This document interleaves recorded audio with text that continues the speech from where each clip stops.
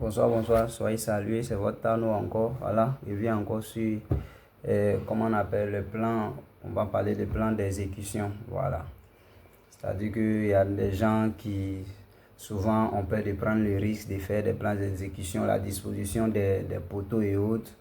Donc, je vais donner juste une petite vision, c'est-à-dire une petite conception pour que si vous avez un plan qui n'est pas énorme, vous pouvez vraiment vous amuser à le faire. Vous voyez un peu.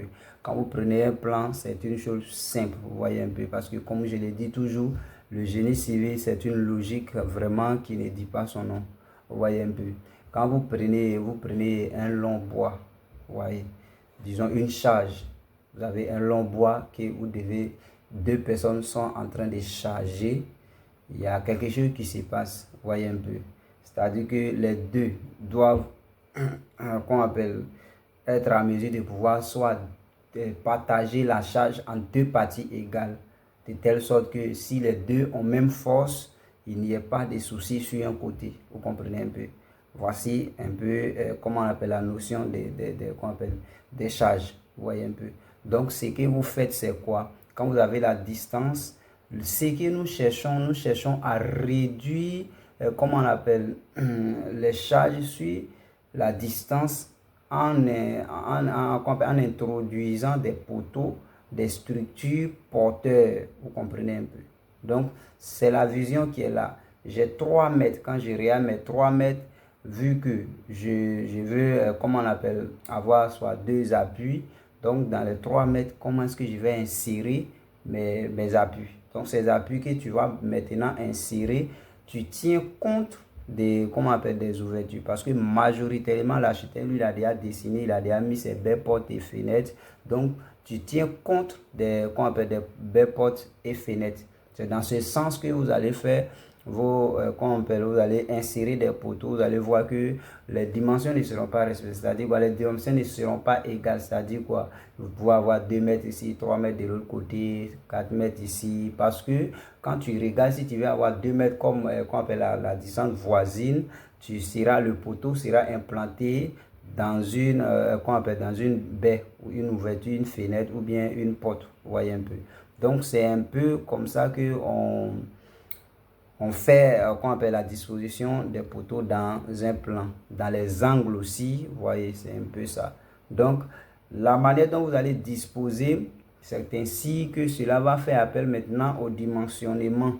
Vous comprenez un peu au dimensionnement parce que si, comment on appelle, je prends un exemple simple, si vous avez peut-être que une charge, voilà, qui a, disons, comment on appelle, de manière horizontale, qui est, comment on appelle, qui a 4 côtés, vous voyez un peu. Normalement, la logique voudrait que vous ayez au moins un appui, je dis bien au moins un appui à chaque angle des 4 côtés, vous voyez un peu. Ça, c'est la logique, c'est ce que la logique voudrait. Maintenant, si vous partez maintenant insérer trois qu'on appelle porteurs, 3 structures porteuses dans, comment on appelle, dans 3 angles que vous avez laissé un seul angle, vous voyez un peu. Vous allez comprendre que là-bas, la charge va peser encore plus parce que rien ne supporte. Donc, la charge qui sera, qui aura tendance à aller là-bas, va maintenant agir sur les 3 autres. Vous comprenez un peu. Parce que la place qui est là-bas n'est pas occupée. Donc, la force que, la charge applique là-bas, et ils sont obligés maintenant de retenir le poids. Donc, c'est dans cette rétention-là de tirer pour ne pas qu'il y ait dégâts. Vous voyez un peu. Donc, dans cette rétention-là, maintenant, vous allez maintenant rentrer maintenant dans les calculs des structures pour chercher maintenant RDM, pour chercher maintenant à savoir, ok, si, bon, parce que peut-être que c'est la structure que tu veux. Sinon, tu peux mettre un poteau là-bas. Mais comme je l'ai dit, peut-être que dans, comment on appelle, la conception de l'architecte, il faut seulement les 3 appuis. Parce que là-bas, si tu mets autre appui, ça change déjà le design, ça change déjà l'aspect, architectural de ton plan. Vous voyez, donc vous êtes obligé de rester sur les 3 poteaux. Mais en dosant ces poteaux, en conséquence, suivant, les calculs des structures qui sont à votre disposition. Donc, c'est un peu ça. Je sais que c'est pas grand chose, mais je suppose que ça peut au moins aider quelqu'un. Voilà. Merci et vraiment, passez une bonne soirée.